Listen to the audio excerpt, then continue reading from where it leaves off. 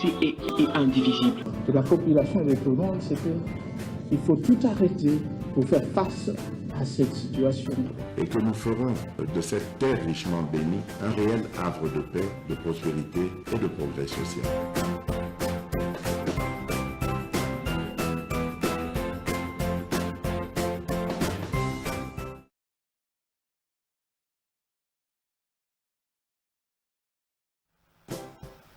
Merci. Bon week-end. L'homme Kolongo de l'Agamouana Naye. Bon, Mgoula Yagamouana, selon le contexte, mon tolingalali est là, selon le côté joli là. On l'a pu à lundi. Selon les prochains ils ont vibré. Mgoula Yagamouana Naye, mais lorsque l'esprit ambiance, côté les moutons, le badage, vous allez renforcer l'ambiance. L'objet n'a pas de melinga ming. Pona moyo minai bolobi ki daba terre moko oyo après le bilu 90 to kona moyo minai bon ezaba magambo ya mwana oyo to bandaki ko kola nango merci mingi na bandeko bo zali ko s'abonner quand vous vous abonnez rassurez-vous que vous allez ko pesa bisonde makasi ya to sala la bino musala boyebi chaque jour. Mais à un moment, il y a campagne électorale. Mais et d'ailleurs, il faut féliciter nos équipes. On servait parfois à 6 heures. 6 heures. Alors, et ça, papa, moi, comme Melingaï, a Tindelinga fiche, et Tigali a Fouta. Donc, je crois qu'on va voir. Il porte aussi mon nom. Il s'appelle M. Kankolongo, le nom l'autre là. À sa candidat, je connais Mouamba. Il nous a contacté. J'ai bien dit, Bossololi, pour mettre bien en contact avec Dondi, Bofouti. Regardez nos émissions, autant que nous ne ratons pas ce qui bataille, c'est 10 000, 15 000, 20 000. Pour que ça fait sport, na TV, 4 personnes, pour bataille, pour que vous peut-être. Mais à 65 000 personnes. Bazali, Wana Bafandelio, so batelo mouke 20 000, 10 000. Combien de voix au Kozoa? Privilège ben à les agneaux pour la première fois, surtout que sport na yo, na ko bengo ngamoko, na peso makam, ngamagambo. Na bengi pe na yambi awa, ozuli bilu nono antena yo. Donc, continuez à nous écrire. Namoni déjà bato bazali ko komela biso.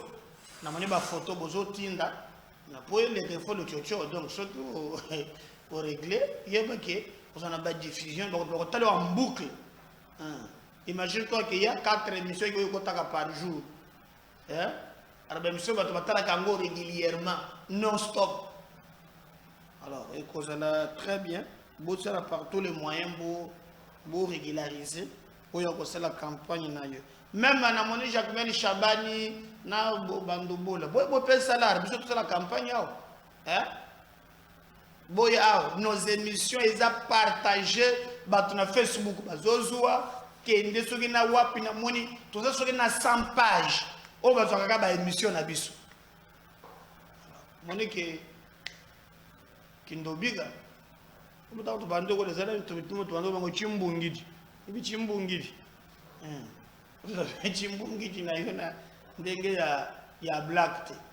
donc, tu conseilles la bino musala, boya battre campagne de banda lobby, naza numéro 493, naza na Lukunga, naza numéro 36 pour la commune à Kinshasa. Bon, on a tiré ma fiche, non? Sur ma fiche, je zongue la lobby. Bon, banda pour moi, vraiment.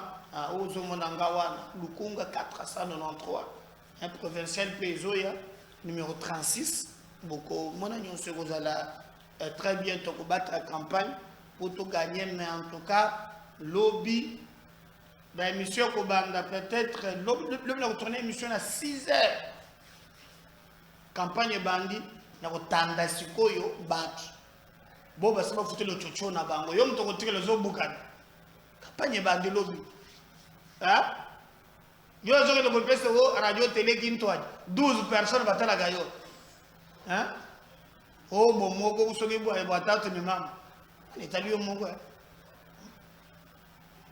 Voilà. Abonnez-vous, bino, ceux qui vous abonnez-vous. Ton 5 bino. Bo partager lien. Bo 5 abonnez comme sous. Bazana nous ba abonnez-vous. Grâce na yope, ba s'abonner pour ba rater vérité, topé réalité. Ils allaient coller en République démocratique du Congo. Sinon pas, toko banda émission ya lelo na makambo moi mingi toko beta lisolo na oyo etali candidature commune ya opposition bazali na Afrique du Sud mbutu kuna misapi ebimaki hyperkit pe ba mutu so simbagi mir donc black. Qu'est-ce qui s'est passé na Afrique du Sud na côté bakenda qui proba solo la makambo ya candidature mais na ngambo mususu awa tout le monde prétend être candidat de son côté mukwega lobi yende ou rien mais selon les informations lobi katumbi wana mama lobi lu 90 yo moko kaka mutoko yebelango na biloko ya cette galaxie oppositionnelle oyo biso tozali koyeba sans nango te mais on regarde de loin bokoyeba vérité awa bokoyoka ba mindele ba mimi bango kuna ba imposer bango apparemment esimbite mwana na mama soki benda na soki ndengeni bango nde basalela ya mibale tokobeta situation ils ont prévoir na Katanga na dossier ya Malemba Nkulu boyebi très bien que débat ou bien polémique eza makasi banda ba assassiné ba Kassayen le débat continue à polluer l'environnement politique tebele ba yibisinga bazo comprendre pourquoi le gouvernement Nabusso a se prononcer d'une manière officielle. Mais Toyoka qui déjà Peter Kazadi a rassuré que Bisso a lobby côté wana batuba banga na yeloko bokote batinda qui FARDC batinda qui paye la police justice est en place. Je peux confirmer que FARDC est allé parce que mon vidéo bazo tchela binowan bato bazolo bato Malemba Nkulu batelema ki po ba attaquer les sous ba Kassayen alors ce que mutu muko azolo bazoya na Chiluba bazoya pour ba attaquer biso les sous na kriya lobi chance na bango pour faire des sazabisika wana donc pour mona que faire des moto azali ndé stopper monter ya violence ndenge bozaleli kotala yango mais en tout cas beaucoup de vérité beaucoup alors biso sur terrain vous allez travailler pour que tout tombe là vraiment qui ta yamboka to éviter massacre oyo odieux ya batu bayebi eloko moko te des innocents qui n'ont rien fait mais crime na bango moko parce que bango moko bamibengi ou bien mokili nzamba lingaki bazala ba Kassayen yango bandeko oyo baza kuna bazofutisa bango masumu et j'ai vu les images na yebisa kibino soki oza mutu ya kende kotala te po na moni mwasi moko abiki kutu babandi ko tuta ye lokola ngulu il a vu sauve akena hôpital ngana kola kise image ote zo choquer ngai alobi na Chiluba alobi awo eza makambo alobi lu 90 basali ye passe babeti ye donc likambo mpasi na mawa mingi alors biso moyen tokota na ba débat ya buzoba ya ba inconscient wana exact. Alors eloko et bandi ko kamusa bato ezali aussi lolenge bato musu bazali ko mi concentrer Nathalie Katumbi qui a tenu des propos, je crois que moi dans ma zone, est-ce qu'on peut le, c'est, je ne sais pas, bon, c'est pas quand même côté Moussous, flashé dans mon mokeka, voilà, on est en ambulance à l'hôpital, il y a qui Sabino, au moins à coma, voilà, au besoin mon en ligne il y a des victimes, hein, on a allié, au moins on a on a donc, Yezawa naza victime, l'issue d'être à Kassayen, les momoniwa naba banyatiye kuba blagte, aza muto a survivre, na ba situation wana, et nous pensons que ba justice et qu'on a dit, bah bêtier, vous n'avez pas l'idée. Nayoki maloba zoloba, sona tielibino, hein, koyoka. Alors moi-même je me suis dit, nayoka douleur.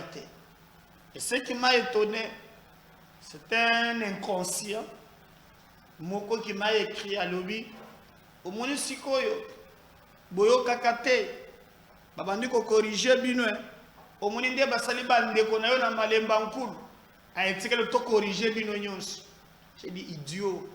Quelqu'un qui ne comprend même pas Kazana et le côté Namutu. C'est un idiot. Ozolo bande konangai, bande konayote, Katumbi mutoaza étranger, ndende konayo. C'est le étranger, ndende konayo. Moutoyebini papa, déjà qu'on définir côté papa naye apesi papa dans 3 pays. Ndende konayo. Mozolo konanga bande konayo. Bande konayo te bande konangai. Je comprends à quel niveau vous en avez haine, ce qu'on appelle dans le poteau haine viscérale. Vous avez bato moko et sengeli penza balande la nibino. Cette femme, par exemple, à Saline, hein, pour mériter traitement, hier, mon toit 50 zambe, azala kasa, hier, pour bosser la yeboui. Hein? Botala, je vous épargne ma kambozo ba. Beta miloko la nyok, preba bomaye. Mais qu'est-ce qu'il a fait à mal? C'est d'être kassayen. Alors que tous allez appeler, il y a qu'on vivre ensemble. Ça passe dans ma mingi. Moi, quand je vois ça, je suis choqué. Naza touché. Mais vous allez voir avec moi, sans mâcher les mots, que c'est une bande de moussous. Le kola makamoupe et zalakina malembankulu va s'organiser. Oh non, il faut attaquer pe na kasumbalese. Balande la kaka ba baluba lisusu.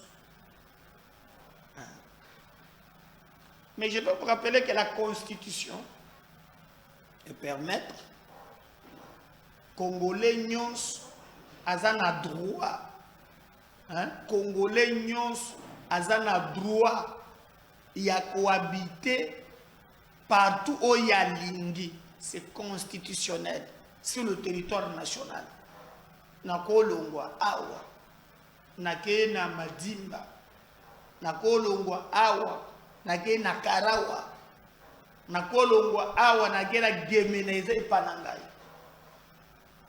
Mais ils ont changé les taxes. Comme si koyo, non, baloka lolenge ya ko attaquer. Mais cette fois-ci ko attaquer. Nandenge na bango, oh non, bazo attaqué na niveau ya kasumbalese. Alors, bakasayen ba jeune pe balobi, awa mutoko na biso le wenge azate, oye nango kotani pe nango. Pour le wenge la kapende kwa douleur.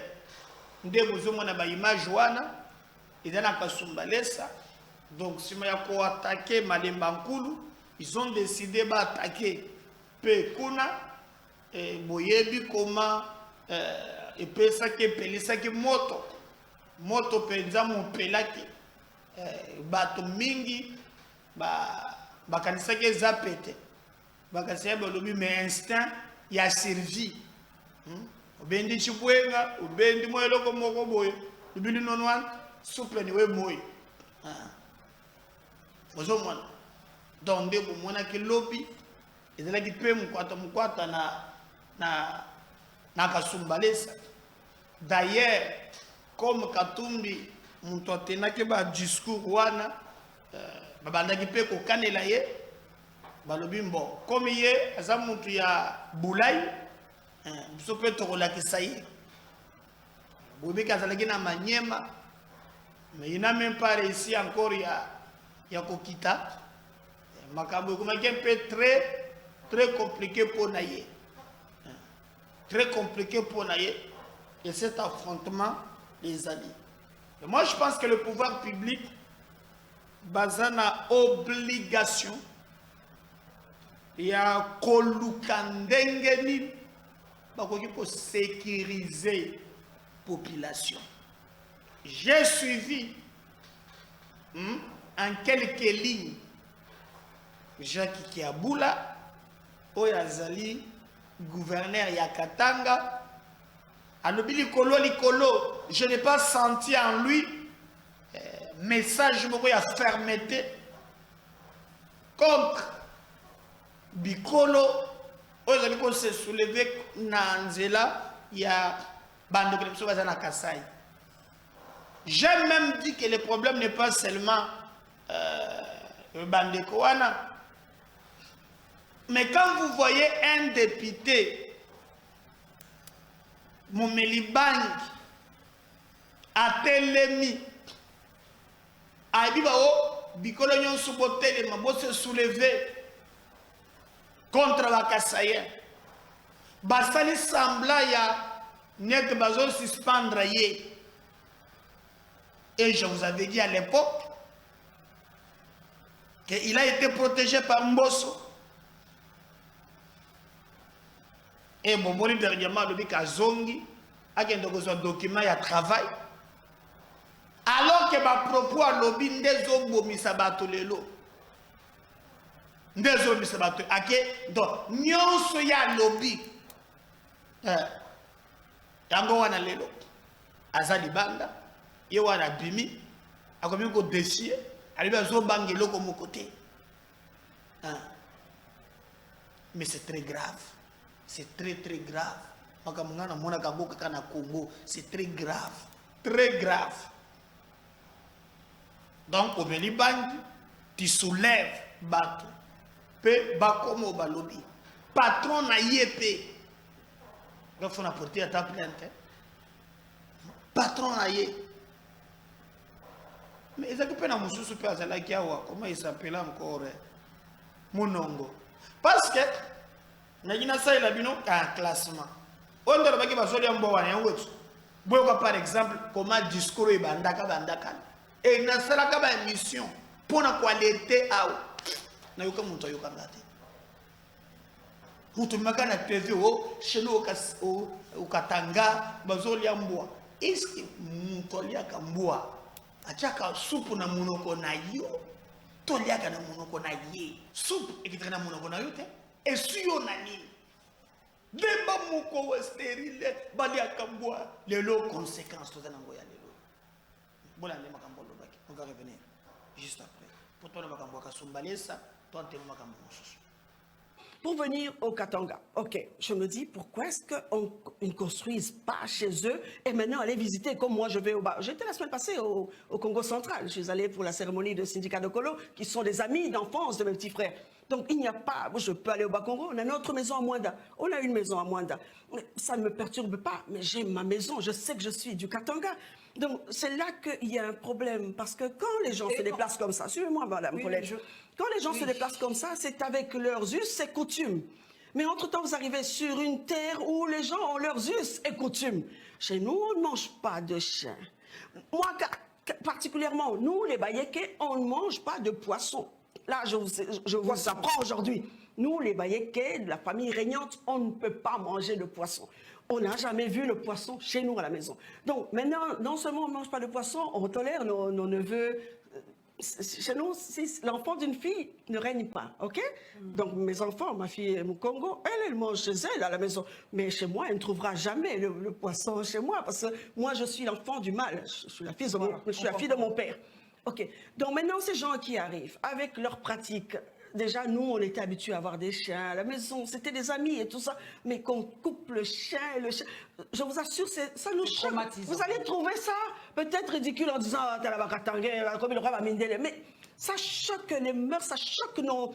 On était choqués au début parce qu'on se disait « mais comment est-ce qu'on peut tuer un chien? On ne mange pas. » Et non seulement ça, mais non, c'est n'importe quoi. Hein. Donc, on ne respecte pas les lois, parce que chez nous, il y a une expression qui dit « quand tu arrives chez quelqu'un, tu vois ton ami danser sur un pied, eh ben, toi aussi marche sur un pied parce que tu arrives chez quelqu'un. » Donc c'est juste un problème d'adaptation, un problème d'intégration. Et donc c'est ça qui fait que peut-être les gens disent que non, ok, nous sommes, je dirais plutôt chauvins. Arrogants, fiers, je ne crois pas. Oui, on est chauvins. Moi j'assume, dans ce sens que la richesse du Congo, provenait du Katanga. Et même maintenant, parce que si M. Tshisekedi est là en train de faire le tour du monde, c'est pour vendre les richesses, les minerais du Katanga. Hein. Il ne faut pas rêver. C'est comme ça qu'on a fait. On a bouleversé le gouvernement du Lualaba, on a bouleversé le gouvernement du Tanganyika, et il y a le gouvernement du Olomami. Donc ça fait des années, hein, il n'y a pas de gouverneur au Olomami. Et maintenant, là, c'était Zoé qu'on a fait partir. Maintenant, c'était Mouyej. Moi, je pense sincèrement qu'ils auraient pu venir et négocier, dire, OK, il y a ceci ou cela, on a besoin de tel poste, c'est moi maintenant qui suis au pouvoir, je voudrais ça, surtout qu'ils étaient en alliance. Moi, je ne suis pas concernée dans ce sens que nous étions de la Mouka, nous sommes ensemble, donc on n'était pas concernés. Non, il y a... Voilà. Mais Nakasumbale, c'est l'équibiante. Et l'équibiante, comme les gens pensaient que c'était facile, par rapport... ndenge lekaki na ba malemba nkulu affrontement l'engagé salemba. Suivez ça. On revient juste un peu pour continuer avec notre émission.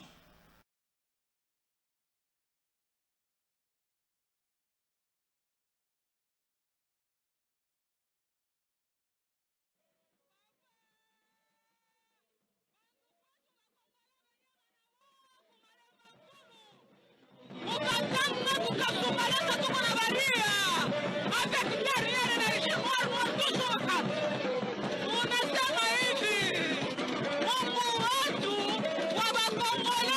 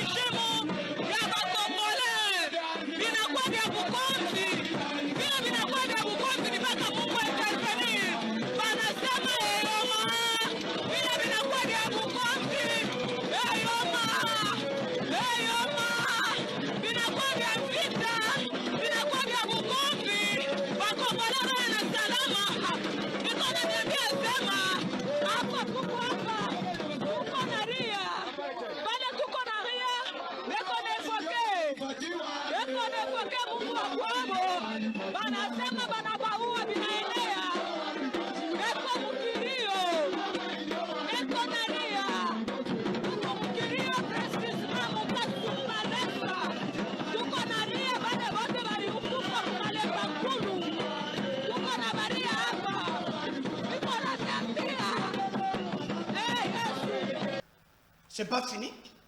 Wana mamona kasombelesa mais eza pena ba mususu.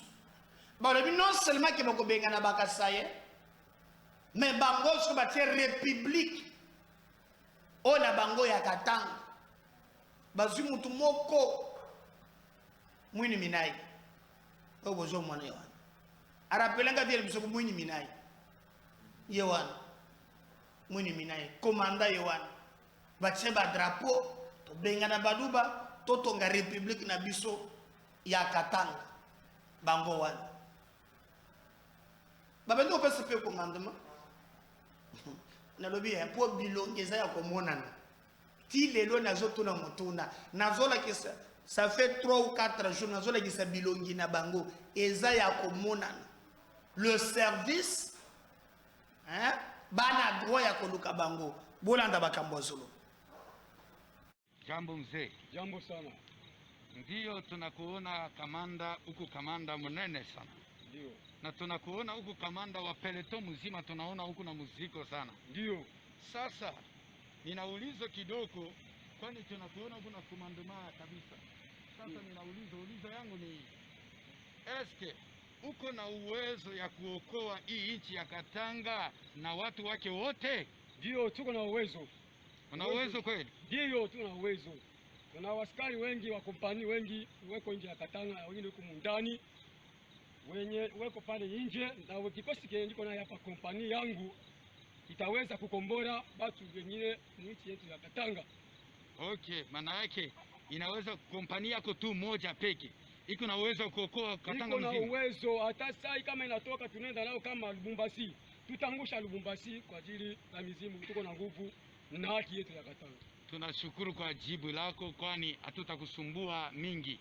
Tunaona kweli komandoma yako ni ya nguvu na tunaitikia kwamba uko na uwezo. Asante sana kwa jibu lako. Asante. Jambo mzee. Jambo sana. Ndio tunakuona kamanda huku, kamanda mnene sana. Ndio. Voilà. Mwini Minai wana pena bato na yepe bazo sala Katanga elongwa. Escroc mususu tirono bakangi ete na kola kisa video na ye. Tu ba service complice ye wana. Yo il faut bakanga yo. Oyo ko répondre na ba bêtise. Oyo ba que la vie mais sacrée. Voilà ne pele soso. Ce qu'il a dit. Tangi Katanga imana kalubila wabinongo. Mina sema mweye batoto akasumbalesa mushimami. Bale bakasai kasumbalesa ina yabu. Mune rita se bana bilanga. Mina konesha ubu bulongo omwe abuna bwa munongo, omwe abuna bwa chombe, omwe abuna bwa nguza karlebon, omwe abuna bwa kingwa kumwanza. Mina miambia se tuko na mifukusha pale pakasumbalesa. Kila muntu atenda kwabo. Katangia afanye hivi munamua, Katangia afanye hivi munabamba, Katangia afanye hivi muna eliminer. C'est-à-dire bakatangia banakuwa mali vi kwabo. Mina miambia sema le 18 aina mbari Kasai wote eko nafunga bintu ende kwabo. Kasai wote ache kasumbalesa waji, libere kasumbalesa. Mie njo minasema ubu bulongo ni bwetu. Bulongo bwa nkambo wetu balituachia. Bulongo bwa munongo, bulongo bwa kingwa kumwanza, bulongo bwa chombe, bulongo bwa nguza karlebon. Muku natoka Katanga. Katanga ni yetu. Mutatoka kasumbalesa bajene mulamukeni le 18 aina mbali. Kila muntu ende kwabo kukasai bende bakafanya kampani kwabo. Bulongo bwetu amutafanyaka kampani. Mubulongo bwa chombe amutafanyaka kampani. Mubulongo bwa munongo amutafanyaka kampani. Bulongo bwa nguza karlebon amutafanyaka kampani. Mutakimbia, mutaona. Merci beaucoup. Tangi Katanga imana kalubila wabinongo. Mina sema mweye batoto akasumbalesa mushimami. Bale bakasai kasumbalesa ina yabu. Mune rita se bana bilanga. Mina konesha ubu bulongo omwe abuna bwa munongo, omwe abuna bwa chombe, omwe abuna bwa nguza karlebon, omwe abuna bwa kingwa kumwanza. Mina miambia se tuko na mifukusha pale pakasumbalesa. Kila muntu atenda kwabo. Katangia afanye hivi munamua, Katangia afanye hivi munabamba, Katangia afanye hivi muna eliminer. C'est-à-dire bakatangia banakuwa mali vi kwabo. Mina miambia sema le 18 aina mbari Kasai wote eko nafunga bintu ende kwabo. Kasai wote ache Kasumbalesa waji. Libere Kasumbalesa. Mie ndio minasema bulongo ni bwetu. Bulongo bwa nkambo wetu barituachia. Bulongo bwa munongo. Bulongo bwa Kyungwa Kumwanza. Bulongo bwa Chombe. Bulongo bwa Nguza Karlebon. Muku natoka umu Katanga. Katanga ni yetu. Mutatoka. Kasumbalesa bajene mulamukeni. Le 18 aina mbari. Kila muntu ende kwabo kukasai. Bende bakafanya kampani kwabo. Umu bulongo bwetu. Amutafanyaka kampani. Mubulongo bwa Chombe amutafanyaka kampani. Mubulongo bwa Munongo amutafanyaka kampani. Bulongo bwa Nguza Karlebon amutafanyaka kampani. Mutakimbia, mutaona. Merci beaucoup. Tangi Katanga Imana, Kalubila wabinongo. Mina sema mweye batoto akasumbalesa mushimami. Bale bakasai kasumbalesa ina yabo. Mune rita se bana bilanga. Mina konesha ubu bulongo omwe abuna bwa Munongo. Au moins abuna bwa Chombe, au moins abuna bwa Nguza Karlebon, au moins abuna bwa Kyungwa Kumwanza. Yo musoke zo beta na sewan oko beta ngo kaka bien. Bazo inquiété yete, asa na ye libre à l'aise. Malgré tout azawana eloko mokote. Mais nous pensons que bêtise est aussi là. Bêtise est aussi là. Géniteur nango c'est Katumbi. C'est Katumbi. C'est Katumbi dans l'autre bouton, c'est Katumbi génitaire. Il y a bêtise oyo.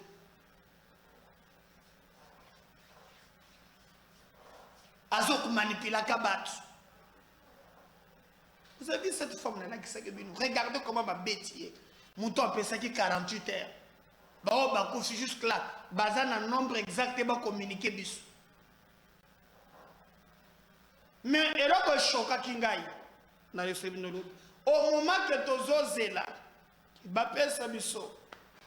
Condamnation. Il y a Senko, il y a SCC. Chose grave. Tout le monde est chaud. Te bateau yoko. Moyen te. Ma vana zo chaud. Et ça peut un garçon moussou azana le Bumbashi. Na zolinga elongi na yoka keba service na kolembate. Na kolembate. Garçon oy batongo ba komeninga le bionde komeda tika azaproche ya kiabula nakotika te mwando nakotika te na yoka ke bakangi ba propos ya boezoka bola biso si le proche de kiabula na landi kiabula zolia munoko ako ko dénoncer te. Alors que hier, nous avons représenté le président de la province. Attends, maman, il y a le mamiwana. Ana présidente. Maman wana ya le mamiwana. Zoya, ala taka banzambala ya Fati. Fati na ebilamba na mutema zate. Complice. Complice. Ope onde komeda tike ko lekse mikolo nyonso aza proche ya Kiabula. Approche ya Kiabula. Ye mwana wa lekizi ya bato bazobo mawana. Boyoka. Je suis en train de mettre en garde la communauté kassaïenne vivant à Lubumbashi dans la province du Haut-Katanga. Le Haut-Katanga, c'est un peuple pacifique, c'est un peuple doux, un peuple honnête. Nous refusons cette manière de faire des choses par le peuple kassaïen vivant dans la province du Haut-Katanga, précisément à Lubumbashi, en circulant, en sillonnant toutes les artères de la ville de Lubumbashi, déclarant la démission de notre vaillant gouverneur Jacques Kabula Katoué. Je le mets en garde. Je ne veux pas que les choses de Bibakole puissent rentrer dans cette province. Que les autorités de la province, que les autorités de l'UDPS tirent les oreilles à leurs adeptes. Et nous disons non. Sinon aujourd'hui, ça va barder dans la ville de Lubumbashi. Merci beaucoup. Petit Nangaï. Le lien de Wadouleur. Tout le monde le voit non? On veut que force reste à la loi. On ne doit pas tolérer ni encourager ma pratique. Il y a ma mémoire. Mais est-ce que vous avez dit qu'au moment que tous les la chole à Mbongo, SSC, va condamner. Lokola Katumbi, Atinda Kabango, Bamone Katumbi, nous avons impliqué Balé Mounoko. Tous les Bango va condamner, chole a comme tour de contrôle. Tout comme on a essayé le tour de contrôle. comme Katumbi, Andimi, Seni, Bango Bakolit, Bandimi pe Seni. Seni a commis malamu, Seni, Magambo fichier, Babo Sani, fichier commis bien. Ah, chaudé, chaudé. Comme mon Seigneur, mon change à Gagate. Nan ko so pembe o nani Eric Sega. Mawatro. Katumbi anjimi Seni, bino pe bonjimi Seni mbala moko. Ah, zo salama be makasi. Mais bozo lo batali lo baté, nde ba massacrer bandeko. Wane tali binoté. Bon, ke bino nde ba komi ba tour de contrôle. Toge tour de contrôle. Par rapport au processus électoral, nous sommes pratiquement au dernier virage. Je compare le stade actuel du processus à un avion qui s'apprête à atterrir. Et l'atterrissage est une étape du vol qui demande trop d'attention du pilote et de l'équipage, aussi de la tour de contrôle, et qui demande une grande connexion entre l'équipage et la tour de contrôle. L'équipage, c'est le président Kadim et ses collaborateurs, et nous sommes quelque peu la tour de contrôle. Donc dans cette dynamique-là, pour accompagner la CENI pour un bon atterrissage, que nous sommes venus échanger avec lui.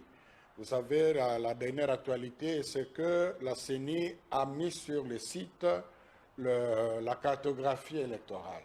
Ça, c'est déjà quelque chose qui traduit la volonté de la transparence. C'est une publication provisoire avec l'intention que les gens vérifient et s'il y a à corriger, qu'on corrige. C'est dans cette dynamique-là que notre mission d'observation est allée vérifier la cartographie et a relevé ce qui est d'ailleurs dit clairement dans le communiqué, les erreurs. Les erreurs qui, du reste, a été reconnues, identifiées par la CENI avant même qu'on communique, il semble. Nous félicitons nos observateurs d'avoir fait un bon travail. Nous félicitons la CENI d'avoir identifié à temps ces erreurs et surtout d'avoir corrigé. Je crois que le plus important, c'est cette dynamique. Parce que là, on tend vers la solution de la crise de l'audit du fichier électoral.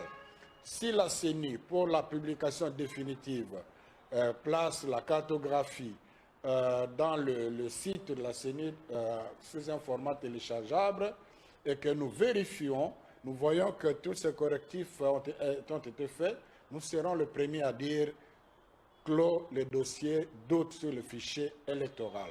Et vous savez que le fichier est perfectible. Jusqu'à peut-être quelques jours, on aura vraiment un fichier définitif. Donc, comme observateur, nous le savons et quand nous nous prononçons, on en tient aussi compte. Évidemment, c'était l'occasion pour échanger sur certaines réalités. Vous savez, on est dans un environnement toxique. Vous communiquez, on vous interprète autrement, ainsi de suite. Là, par exemple, on a parlé aussi de la question parce qu'il y en a, on raconte que la CENI a commencé à enrôler de nouveau les gens, ceux qui n'avaient pas de carte, parce qu'ils remplissent le formulaire. Là, je viens d'apprendre qu'il y a distingué entre le F01 et le F06. Le F01, c'est le formulaire qu'on remplit quand on est enrôlé. Mais quand on perd la carte, on vient remplir, c'est autre chose. Donc, ce n'est pas un deuxième enrôlement. Et ça nous rassure. Donc, en conclusion, nous avons levé une bonne option. Désormais, la CENI s'engage à être transparent et à être ouvert. Nous allons travailler, on n'a même pas besoin de trop de communiquer, travailler avec elle et jusqu'à ce qu'il va afficher publiquement. Et puis, nous allons constater en toute responsabilité, parce que nous avons besoin de bonnes élections. Et pour le reste, nous avons réitéré la recommandation qui, du reste, est déjà prise en compte par la CENI, l'affichage bureau de vote par bureau de vote. Et ils nous ont rassuré aussi qu'ils vont être proactifs pour les observateurs. Donc, je crois que sur cette note, il y a de quoi être apaisé. Pour bien gagner le tour de contrôle. Abonnez-vous, merci de partager les liens. N'oubliez pas aussi à vous s'abonner. Numéro 493, Eza Tike ya Lukunga Yangowana. Panza Sango. 493, lobby campagne Bandi, Médard Kankolongo, l'avocat du peuple. 493. Combine Akini, numéro 36, on a provincial. Mais Yoza candidat, on a lobby, contacté Busso. L'équipe n'a pas de le Moussala. Oui, c'est très bien. Merci.